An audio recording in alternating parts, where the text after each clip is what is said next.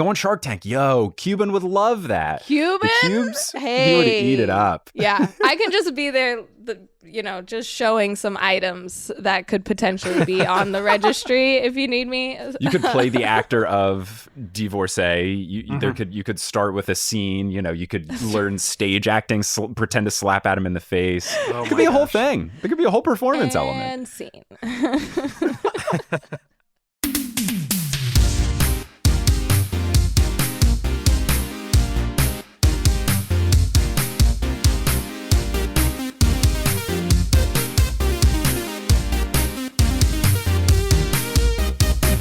Sup, nerds? It's basketball. Welcome to Horse, a basketball podcast about everything except for the wins and losses. My name is Mike Schubert, and I'm joined by my trusted co-host, the JJ Redick being on NBA First Take to JJ Redick eviscerating everyone on NBA First Take. It's Adam Umwal. Adam, how's it going? I love JJ Redick on First Take. It is it's really good. Great. He is fantastic. I'm very happy. As a big JJ Redick fan, I'm glad that more people are seeing that he's a nice dude, because JJ Redick, and he will admit this himself, was a big jerk in college. Talked a lot of trash, played for Duke. They were the villain NCAA team. He had spiky hair.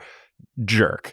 But he chilled out once he got into the league, and he's been podcasting for the past 6 years or so. And from that, I could tell he was a very nice guy, very level-headed, very humble, very understanding of the league, his place in it, how the landscape of the league is going, all that kind of stuff. So for him to go on shows like First Take, where it's just people like Stephen A. Smith and now most notably Chris Russo, the Mad Dog, just saying these awful garbage things. The idea that anyone is willing to listen to this man speak, not only are his takes horrible, but his voice itself is so grating. It's rough. Even as someone who grew up in the Northeast, and I'm sure you heard this, listening to Mike and the Mad Dog is something we did all the time. And Chris Russo is just this old guy who thinks that Bob Cousy can play basketball and stuff. And JJ Redick reminds him that Bob Cousy was playing against plumbers and firemen. Amazing. And he couldn't dribble with his left hand. And he played at a time when there were only 8 teams in the league. So making the finals was really easy.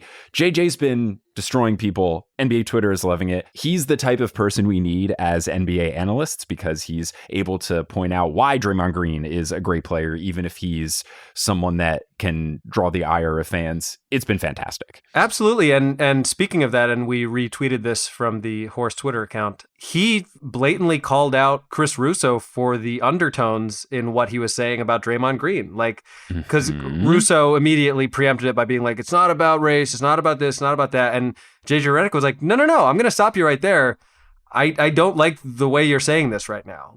It's very much the, act like you've been there before and don't be too flashy. And I really appreciate that Redick is there to be the voice of reason. And also, it's funny because someone like Stephen A. Smith thrives off of people arguing with him. His whole ethos is just, I'm going to yell as much as I can. And when someone like Redick just kind of sits there and lets him make a fool of himself, it has the same impact as when a teacher hears someone goofing off and they're just really silent. I'll wait.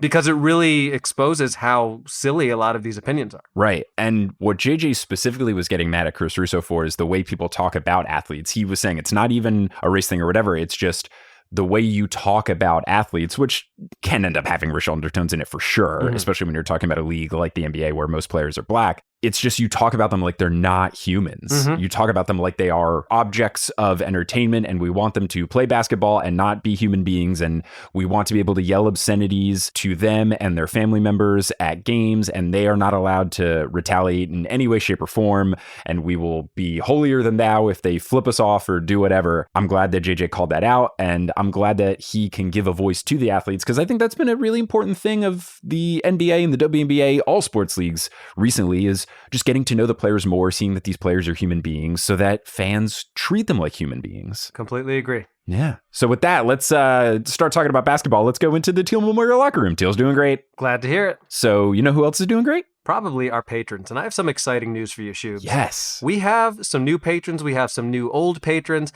And I also want to thank the listeners who came out to see me in Nashville. That was super cool. Yeah. I just got back from Nashville a couple days ago. And boy, are my arms tired. I'm kidding. But I did a kind of an independent show on Thursday that we had some Horse listeners come to. And then again on Monday at Zany's. And I do apologize for not knowing everyone's names. But I do really appreciate you coming out to see me. That was super cool. But with that being said, first of all, I do want to just pass along some thoughts and prayers to Joe McMahon, aka long-suffering Timberwolves fan, who was not suffering and now is suffering again. We'll get to that later. Also, Mary Kelly has returned and upped their patronage, so thank you to Mary Kelly. Now, some of you may remember the name Eileen Gazesh, a one-time producer-level patron. We got a message from Eileen letting us know that she was a bit behind on some of the episodes and was devastated to find that Steph Curry for 3 had left the fray. And so with that in mind, Eileen Gazesh has re-upped to a producer-level patron and is officially changing their name to Steph Curry for 3 ?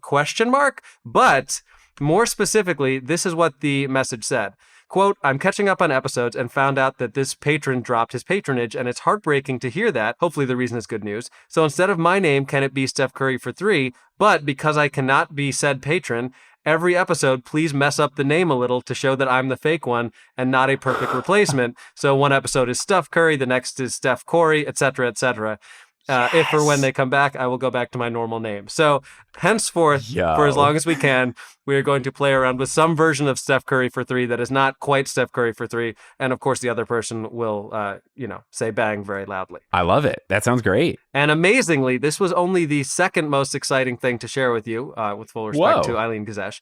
We also have a new producer-level patron whose actual name is Cole Abud. I'm not sure the pronunciation, but phenomenal patron origin story. And I quote, Hi, Team Horse. I decided to go all out and become a producer-level patron, but I can only be here for a few episodes due to money reasons. Totally fine. But I figured I'd send you at least some of my money and tell you the story of how I came to love Horse. A friend of mine, shout out Mercedes, is a huge Potterless fan, and I'm her, quote, sports friend, so she recommended Horse. Amazing. The thing is, I don't watch basketball. I'm a diehard Mets and New York Giants fan, but haven't ever gotten hooked on the NBA. I played fantasy basketball all of last season, but probably haven't watched a full NBA game in at least 5 years. I enjoy the podcast nonetheless, and have been listening for a few months now. Here we go. This was like right after we recorded the last episode, so we weren't able to bring it up then. They go on to say, last week I got sick, like real sick, like almost was in the hospital sick. Turns out it was a real nasty case of mono, and I was having a ton of trouble sleeping, so I turned to my usual method, podcasts. A whole lot of Horse, plus a few episodes of away games and tipping pitches. Nice. Quite literally how I got through the worst 2 days of my life. All I did for 48 hours was lie in bed, sleep, and listen to Horse. So thank you for helping me stay alive in the heat of mono, and in exchange, here's my money. Now here's the best part. I would like to go by Mono Ginobili. Thank you for your time, and thank you for the podcast. So we have now re-added some version of Steph Curry for 3 and Mono Ginobili, which I responded at the time immediately in the top 5 best patron names we've ever had right there. I mean, I'm so glad that they have made fun of their own diagnosis so that we didn't have to make some sort of were you making out joke, because my history with mono is just people in high school getting it from making out with people. Nice. So wow. So with all of that presented, I now allow you to read the full list of producer level patrons. Yes. So shout out to our producer level patrons, Polly Burridge, who did say Jade Melbourne in an Australian accent. Awesome. It's on the Horse Twitter. That was her way of thanking us and congratulating us for 100 episodes. Thank you, Polly. Kendra Hadley, Salvatore Testa, Trust the Process, Siobhan Ellsbury, He Sells Seashells, Don't Go Chasing Taco Falls, Bang, Bang, Long-Suffering Timberwolves fan, Roast Beef Debris, Cade the Conqueror, Basketball is Life 2, Michaela Loves Allison, Denver Steam Nuggets, Anna Borgelli, Weird Questions, Chris Rossi, Mitch Chrysler, Steve Curry for 3, Bang! And Mono Ginobili. Really incredible stuff these past couple weeks. Been great. Absolutely great. You know what else is great? I would say getting sponsored by someone. Getting sponsored is pretty great. Adam, how about you tell us about this episode's sponsor? I absolutely will. This episode of Horse is sponsored by BetterHelp. Now, you've heard us talk about BetterHelp before. Today, we want to talk specifically about stress. Now, people don't always realize that physical symptoms like headaches, teeth grinding, and even some digestive issues can be indicators of stress. And let's not forget about doom scrolling, sleeping too little, sleeping too much, undereating, and overeating. I certainly have experienced stress. I feel like anyone who lives in New York has experienced stress. I know you certainly have. You and I have fun lives, but they can also be very stressful lives at times. And I have experienced a lot of these things. I've had to get a mouth guard because I was grinding my teeth. I find that sometimes I don't sleep that well. I like to eat unhealthy foods when I'm stressed out. Not the best thing in the world, but stress does show up in all kinds of ways. And in a world that's telling you to do more, sleep less, and grind all the time, here is your reminder to take care of yourself, do less, and maybe try some therapy. I've talked about this before. I'm a big proponent of therapy. Shubes certainly would put himself in that category as well. Mm-hmm. So What's important for you to know is that BetterHelp is customized online therapy that offers video, phone, and even live chat sessions with your therapist, so you don't have to see anyone on camera if you don't want to. It's much more affordable than in-person therapy. Certainly goes for people like us in New York. Give it a try and see if online therapy can help lower your stress. Horse listeners get 10% off their first month at BetterHelp.com/horse. That's BetterHelp.com/horse. Also, want to thank Multitude for having us as a part of the collective. You're all caught up on Horse. You need other pods to listen to. Why don't you listen to a Multitude pod? One of the ones you could listen to is the Queer Movie Podcast, which is a queer movie watch party hosted by Rowan Ellis and Jazza John. They research and rate their way through the queer film canon one genre at a time. From rom-coms to slashers, contemporary art house cinema to black and white classics, Queer Movie Podcast is a celebration of all things gay on the silver screen. New episodes come out every other Thursday, so check it out. Search for Queer Movie Podcast where you get your podcasts. And with that said, we can get into the first segment of the show. Full court press. Get it like the news? I sure do. Yeah, so we're not going to talk too much here because we have a very fun interview with WNBA correspondent Jordan Ligons. For the remainder of the episode, we talk about the draft. We talk about the upcoming season. We talk about different things that happen when you're planning a wedding. You know, all of the major basketball things. But since we talk mostly about the WNBA, let's talk about the NBA for a little bit. Playoffs, full swing. Things are getting spicy. The games are good. The Suns look like a monster. They're very good at basketball. Right now, we've got the Suns playing against the Mavericks. We've got the Warriors and the Grizzlies tied. We've got the Heat leading the 76ers. And we've got the Celtics and the Bucks tied. So it's been a fun one. I don't know how many of the games you've been watching. I feel like we've both been pretty tuned in. Yeah. What have you liked so far in the playoffs? Well, you know, this is my first time recording this podcast since my beloved Bulls lost, and I'm hanging in there. You know, I'm doing okay because at least the Cubs are good. They're not. They're terrible. Oh, no. But, you know, the most interesting series to me actually is the Boston-Milwaukee series. I feel like that very much feels like a 6 or 7 game series, whereas some of the other ones do not. Obviously, the Philadelphia series is going to be very much affected by whether or not Joel Embiid can return. For anyone wondering what we're talking about, in the final clinching game against the Toronto Raptors, Joel Embiid was still in the game when the Sixers were up by 30, and he was admittedly getting a little showboaty, but he got elbowed real hard in the face.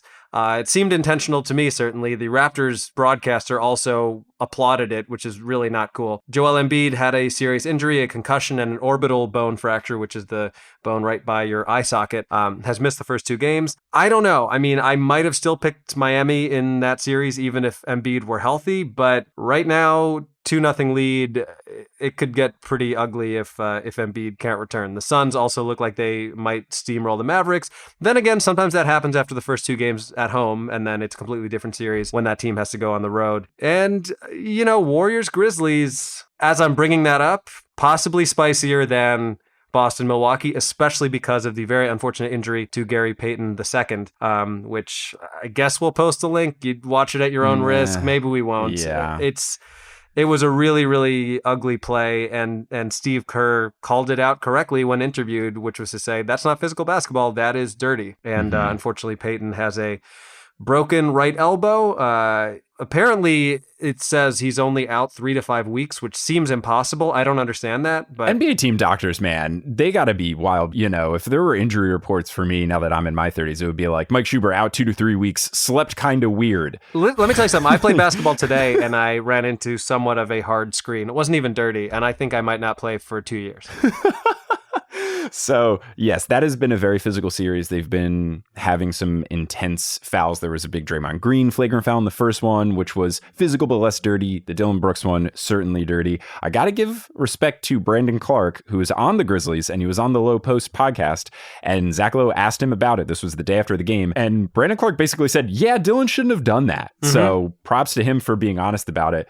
Now, talking about some teams that aren't in there anymore, I feel like this wouldn't be Horse if we didn't talk about the series between the Minnesota Timberwolves and the Memphis Grizzlies, because the Minnesota Timberwolves had 3 different times in which someone tried to protest animal rights during a game. Yes. The reason for this is because the owner of the Timberwolves, but the owner who is on his way out, A-Rod and whoever that other guy is, are going to basically become the main owners. This other guy is slowly getting rid of his power. But this original owner, one of the things he owns is I guess, food production stuff, a big old chicken coop, and they had an outbreak of the bird flu. So they had to kill a bunch of the birds. I don't know the particulars about whether or not this is a normal practice or if this is ridiculous or whatever. I do know that bird flu, if it gets to humans, is very bad and very deadly. So maybe that was the reasoning. Regardless, animal rights activists were very upset and were protesting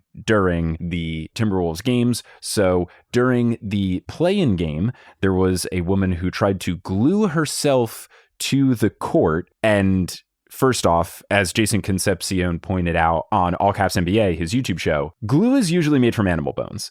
So unless she was using a particular vegan glue, might not have been the best look. Didn't work. They just basically ripped her up off the court. Didn't stay there very long. Should have used Gorilla Glue, which is, I believe, not made from gorillas. I don't think it is. I hope not. But then, be horrible.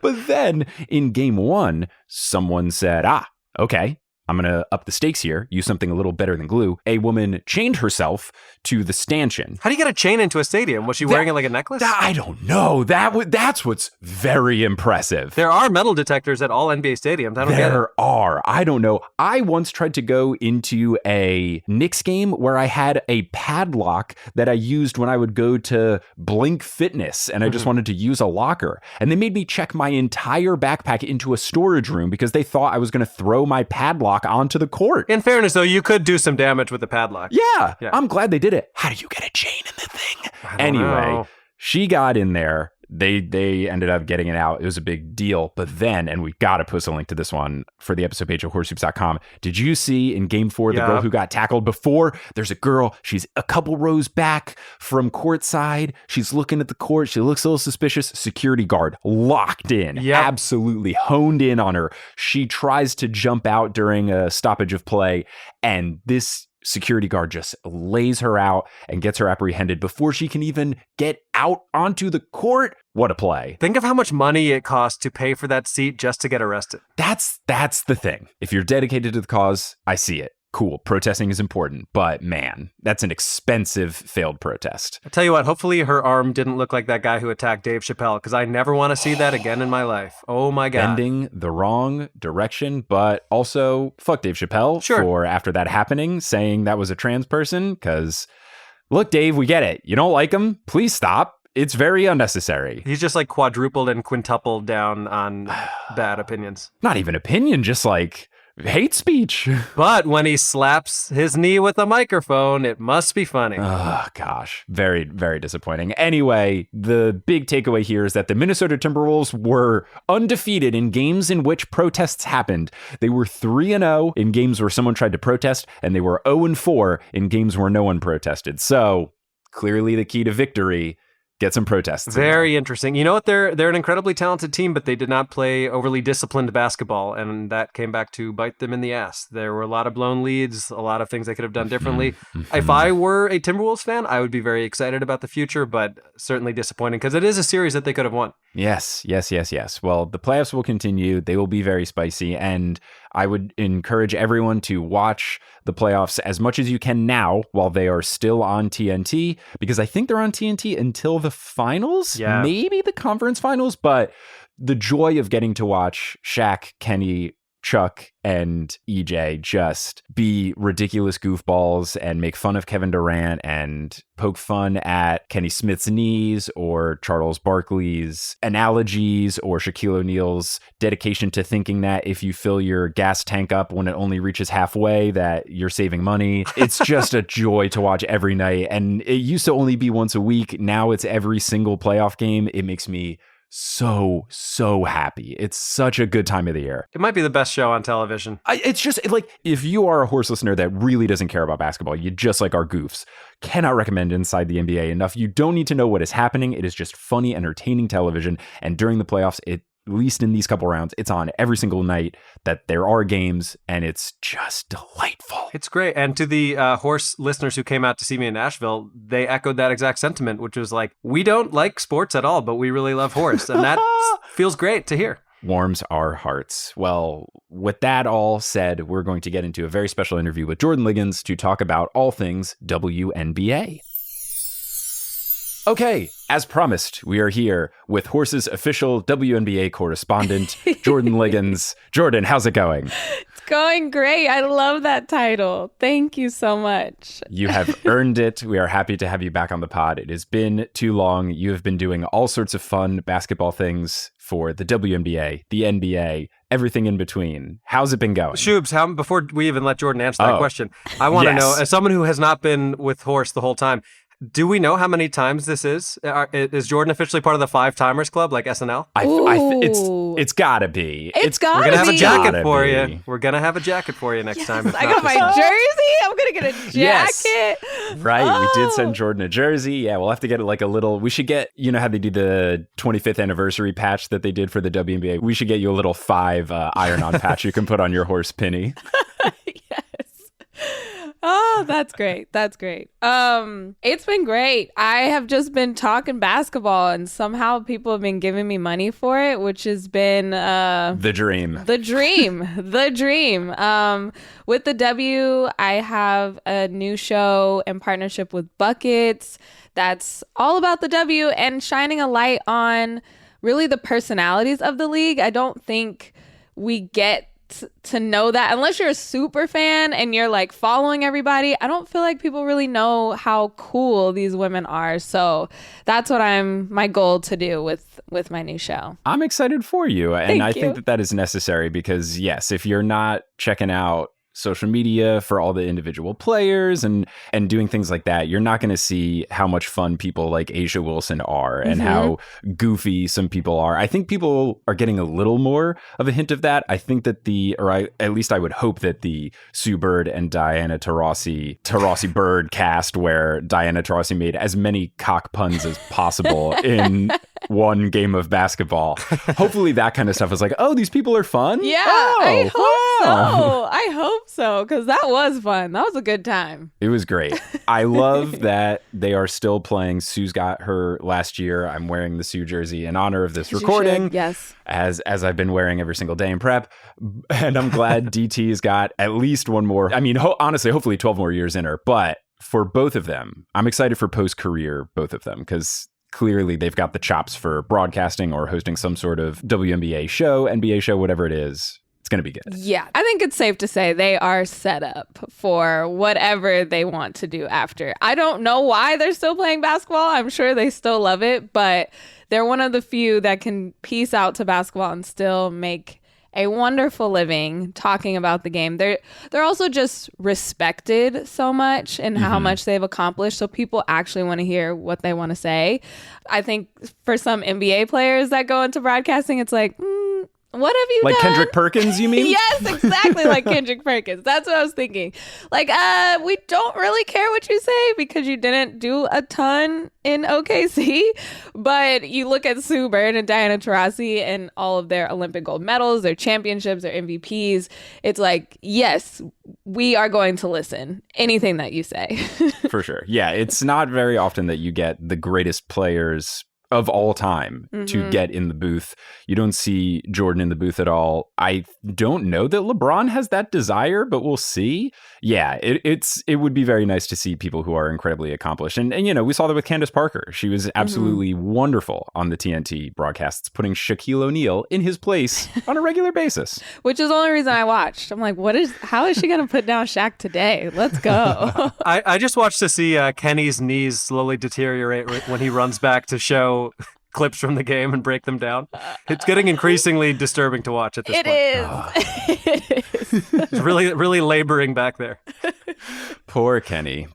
Now, Jordan, correct me if I'm wrong, but you were doing some stuff with the WNBA draft, right? Yes. Interviewing folks. How was all of that? The draft seemed very cool this year. I feel like it had a very high production value with the phone calls and all that stuff. They had some cool content coming out. They had some good stuff. It was definitely one of those vibes of like, wow, we have not been in person in 2 years. I think, that was the first one since 2019. So everyone was so happy to not be on a screen and being in person.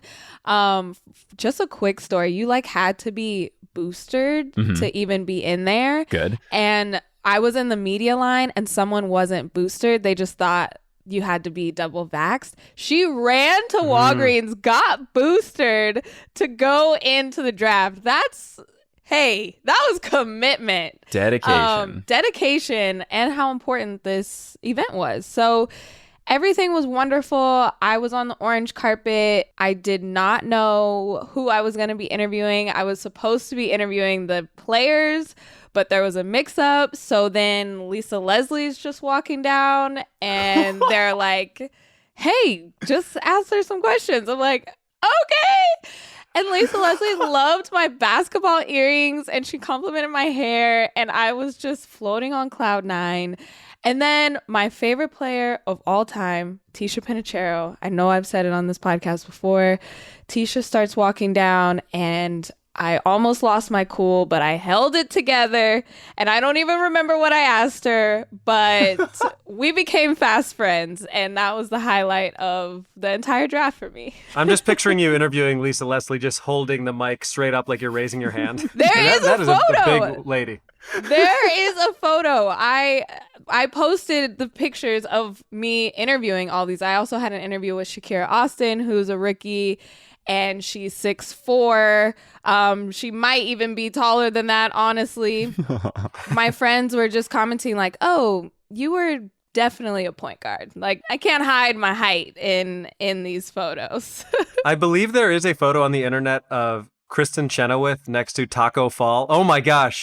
We will certainly put this clip up. Yeah. We'll have you send that to us. That's incredible. But yeah, there's a photo on the internet of, I believe, Kristen Chenoweth, who is a very small person, next to Taco Fall. And it's one of the most ridiculous photos I've ever seen. It's tough out here being short and interviewing tall people. I'm just happy that microphone I was holding had an endless cord because my arm was getting tired from holding it so far. They should just give you up. like a boom mic that you can hold. Yeah, that would be easier, honestly.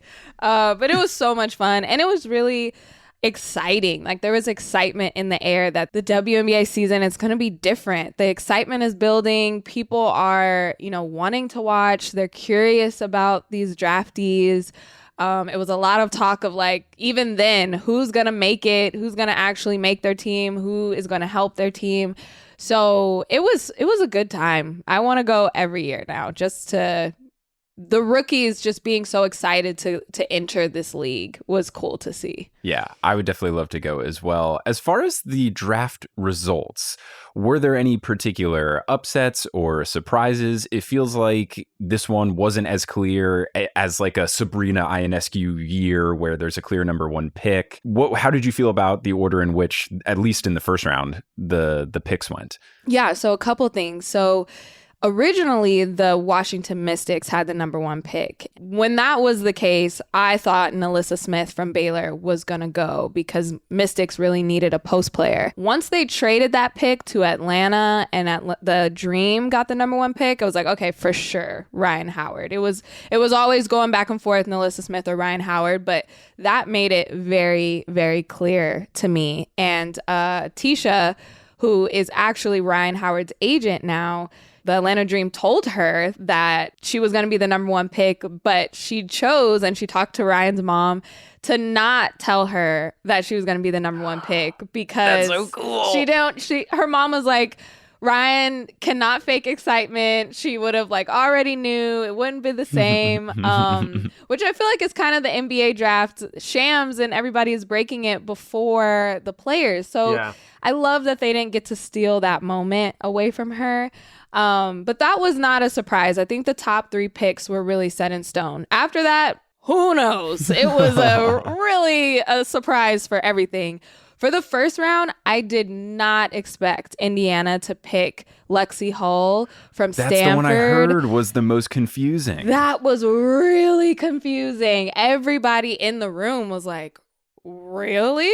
Not taking anything away from Lexi Hull. It was just, everyone thought Destiny Henderson was going to go the first round. She was definitely the face of the draft. She was in person. For her to go in the second round with still Indiana was very surprising. I think a lot of people just did not expect her to fall that far, but she's still on the roster. So it really doesn't matter what order you got drafted. She's still going to play in games on Friday and opening night. So yeah, I think this was a very interesting year in that you've got folks who are named after other famous people or similar, because you have Ryan Howard, who sounds like Phillies baseball player Ryan Howard. And then you have Shakira, Austin, and then you also have Kirsten Bell instead of Kristen Bell. There's a lot of... Not to mention Jade Melbourne.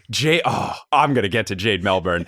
But yeah, I was doing a lot of double takes with the names. But yes, thank you, Adam, for bringing up my new favorite player on the Seattle Storm, Jade Melbourne.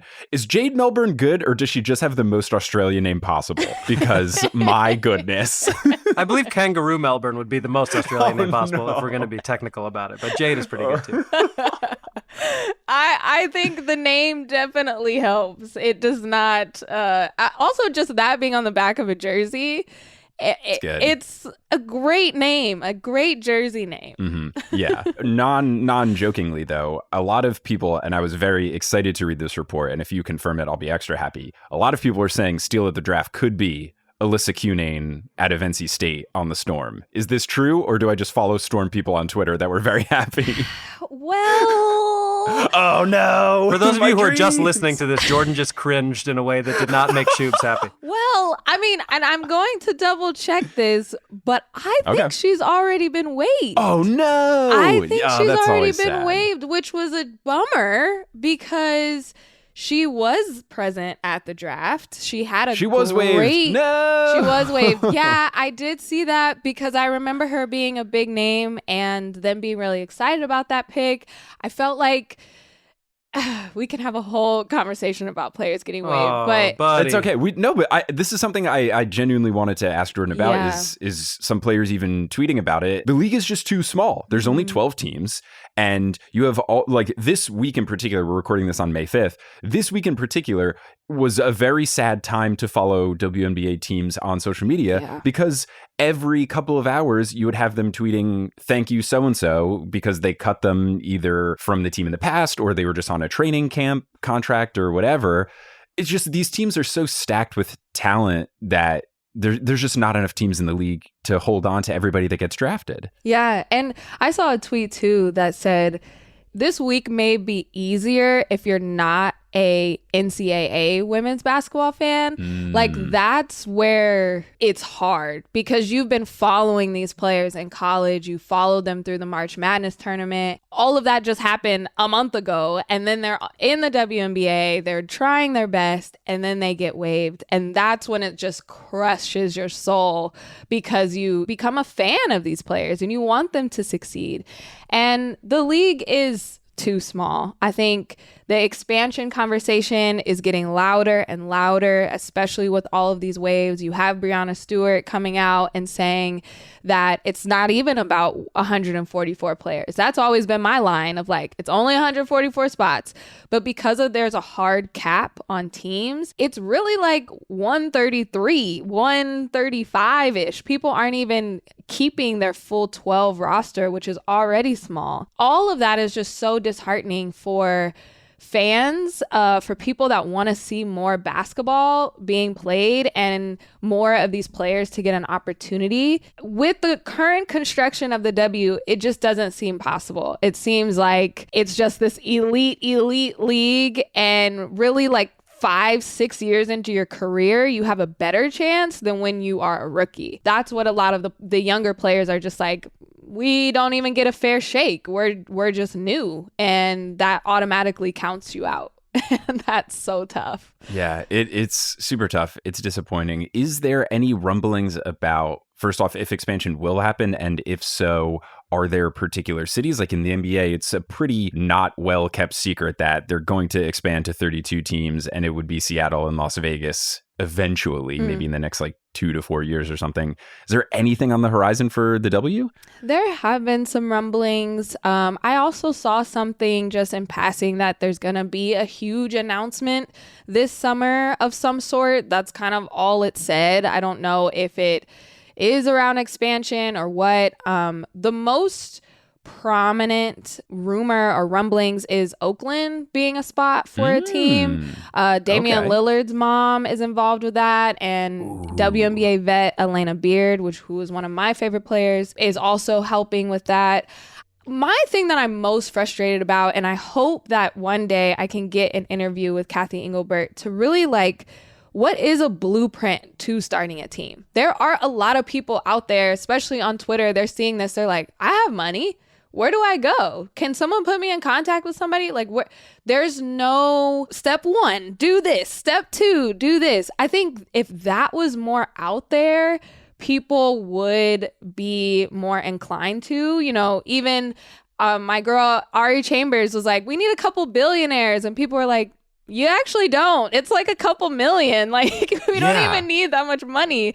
So how is this not already in motion? I think that's a frustrating part for me just looking on the outside. I feel like the people with money that, Baron Davis was coming out saying, I want to buy a team. I have money. It stops on Twitter because they don't know where to go. Kathy, reach out. Kathy. If people want to give you money, Kathy, it's like when you start a Patreon for your podcast. If people want to give you money, let them give you money.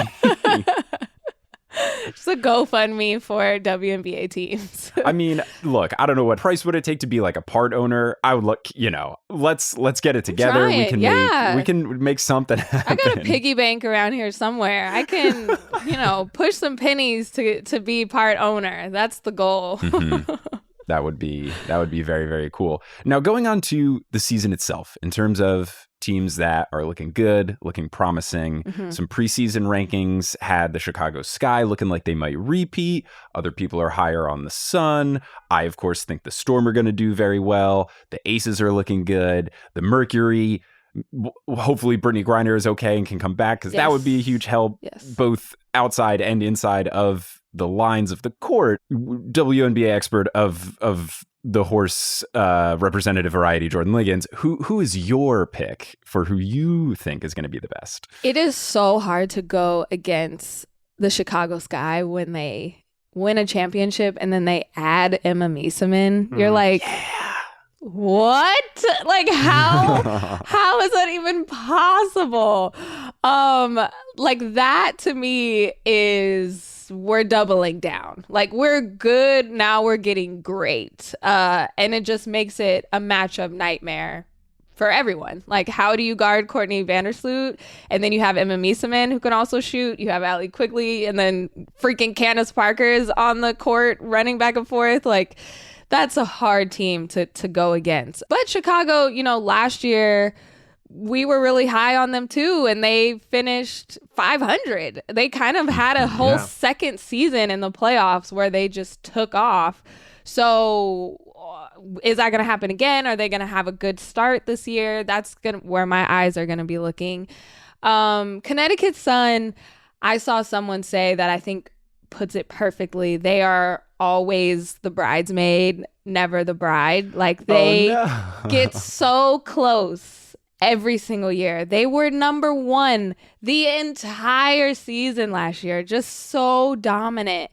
And then in the again, opposite of Chicago Sky, in the playoffs, the Connecticut Sun, I don't know what happens. They just sputter out. They didn't have Alyssa Thomas for a lot of, the season, and with injuries, and list goes on and on. I feel like there's always something with the Connecticut Sun. So I'm hesitant to even put them in the conversation that they're going to be back on the top, because we know how this movie ends. They feel like the Gonzaga of the WNBA. It's everyone's pick every year, and they never quite get it done. Mm-hmm. Yeah, I mean, in the past 5 years, they have the most wins out of any WNBA team, but they just have not gotten it done. And, always the bridesmaid, never the bride does feel very apt for Connecticut, the state. So maybe it's just it's a really good fit. They're like, yeah, we're nice, but you live here, so you don't have to pay New York taxes. Connecticut.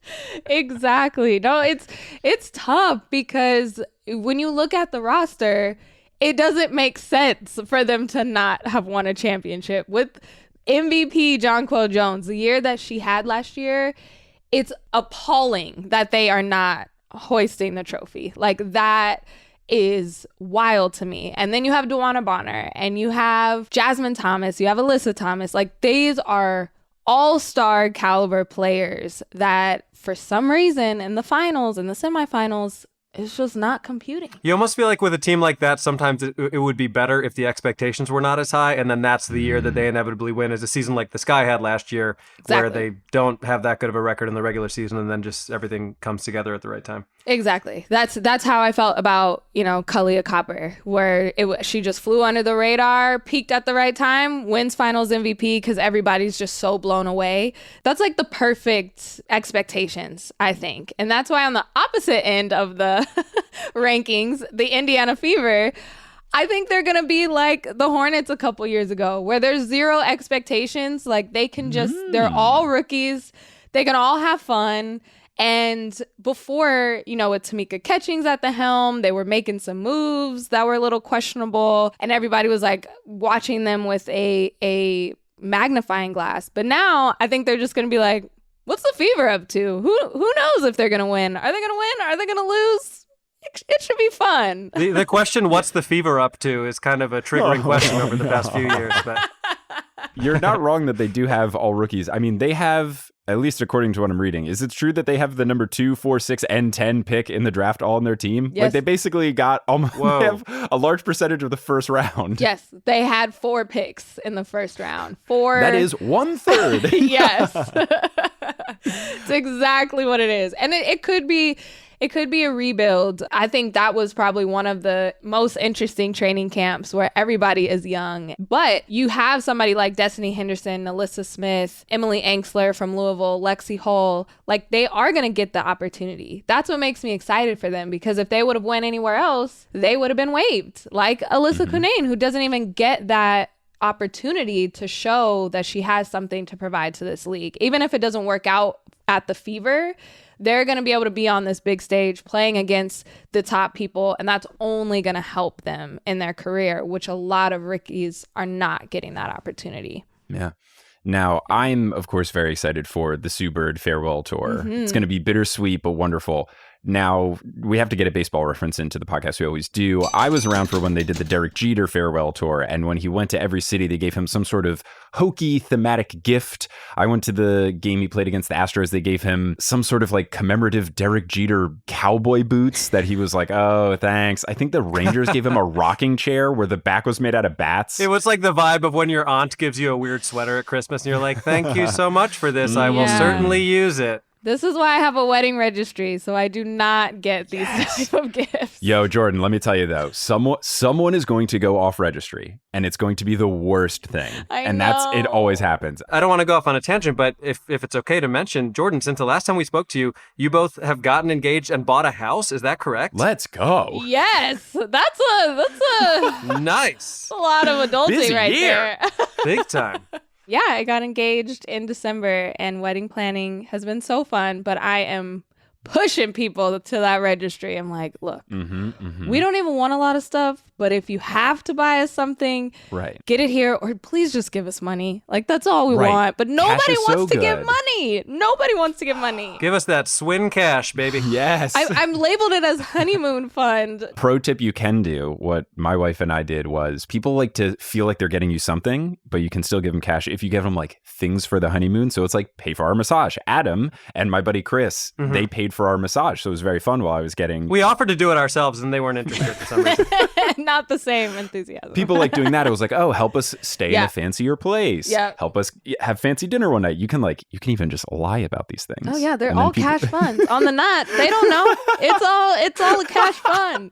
It's like cocktails on the beach. That's what one is. I'm like, sure, just give us money. We also found that people didn't want to get us the quote unquote boring gifts, but they didn't know how important it was. Like my wife loves our vacuum more than anything that we own, and no one. Is it a Dyson? Yeah, it's the Dyson stick. It's like the version 7 or whatever. You bougie, huh? Oh my gosh, it's the registry, getting baby. hot. Just think it's the about one it. time. It's amazing. Someone get a Dyson fan in here for Jordan.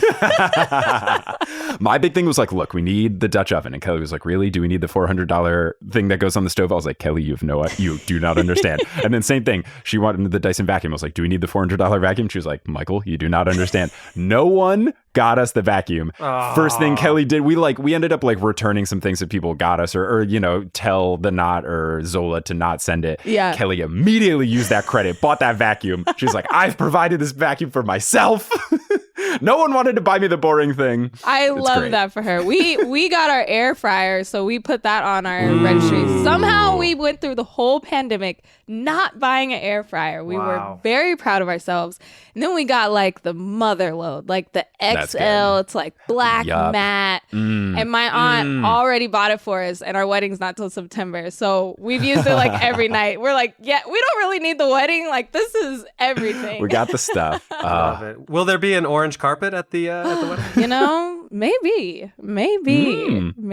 No, it's gonna be a good time. I'm so excited. Well, congrats. And I don't want to be that guy, but as someone who is in fact divorced, why are we not doing divorce registries? That's the person who really needs to be cheered up. I mean, come on. I love that.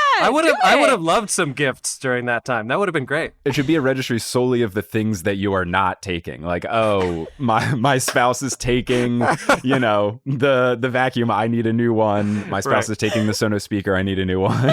That's hilarious. Hey, start it. Hey, I hear dollar signs. That sounds good. Me too. So anyway, as we started this tangent, Sue Bird's farewell tour, do you think that there's going to be fanfare? Our team's going to give her gifts? It's not very often that you have someone considered to be the GOAT, even though I won't want to admit that she's number 2 behind Diana Taurasi. It doesn't happen very often. So is there going to be lots of pageantry when she plays her final game in Minnesota or wherever? I think there will be. My concern is that it is also Sylvia Fowles last season. I keep forgetting that because I feel like she didn't make as big of an announcement about it. Exactly. So I don't want, all I want is if Sue Bird gets a gift, Sylvia Fowles also gets a gift. That's all I want. Equal. Sue has been in the league longer than Syl, but I think that they are both contributed so much. Sylvia Fowles, all-time leading rebounder, WNBA history, Sue Bird, all-time assists. Like, these are huge accolades, and they're 2 GOATs that are going to pass the torch to, other people in the league. So if Sue gets a gift, Syl also has to get a gift. It's definitely going to be something small, because if it's anything bigger or extravagant, I'm going to say the money should have went to another roster spot. So that makes sense. Very strange that the 2 GOATs have bird-related names. Fowles and Bird. Wow. Like I a didn't waterfowl. even think about that. Does Taurasi translate to anything? Is that another exotic bird that I'm not familiar with? It sounds like a sound a bird could make, Taurasi. It sounds like it could be a car by Volkswagen. The Volkswagen Taurasi. Oh, that's hilarious. No, I think Diana Taurasi is going to play like 5 to 7 more years. Really? She's just... And also, I went to the Sparks preseason game against the Mercury here in LA, and I got like kind of excited right before. I'm like, man, if Diana Taurasi is here, I would get to see, DT up close for like $25. But of course she didn't make the trip. Like she's not practicing. Yeah. She's not making trips.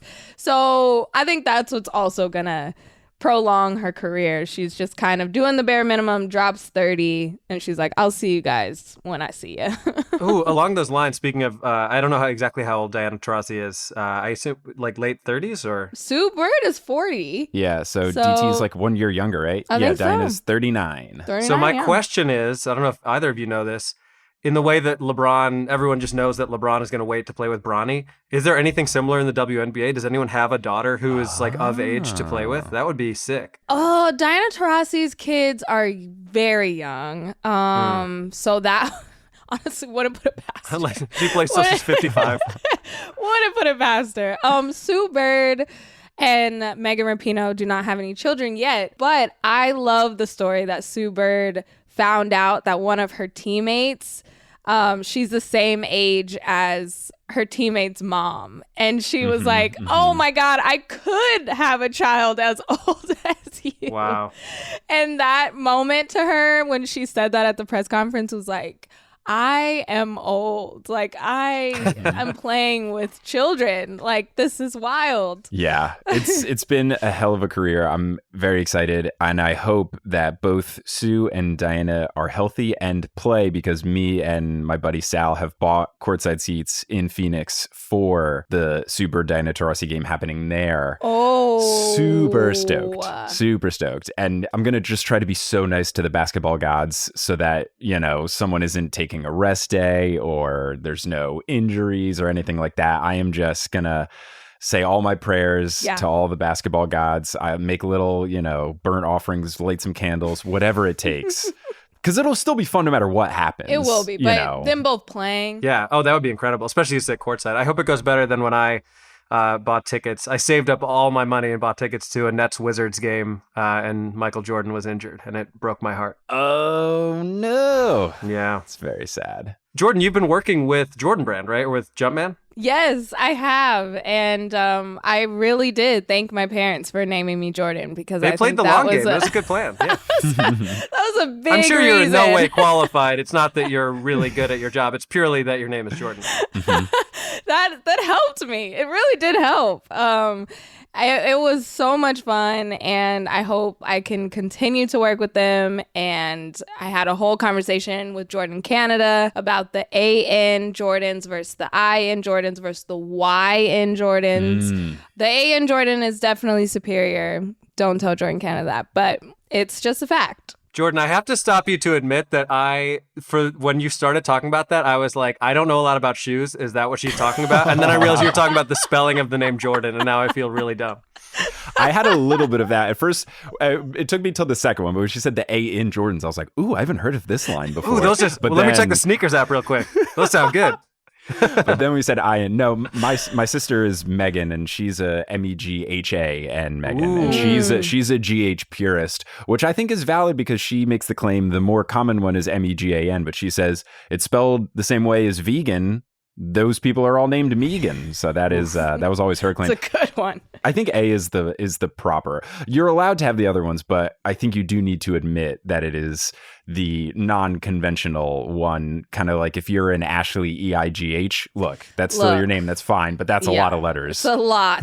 It's a lot. I tried the YN in middle school. I started writing my name with YN, and it just didn't feel right. It didn't feel right. It didn't feel like me. So AN is superior. Jordan Brand is amazing. The shoes have been amazing. So if we do want to talk about shoes, they've been my favorite shoe anyway. Now being able to rep them and get them, it's been a dream. It really has. Did they send you some special pairs, complimentary pairs, coupons? They did. That's cool. Everything that I wore in the show, I got to keep, which was so dope. So much gear.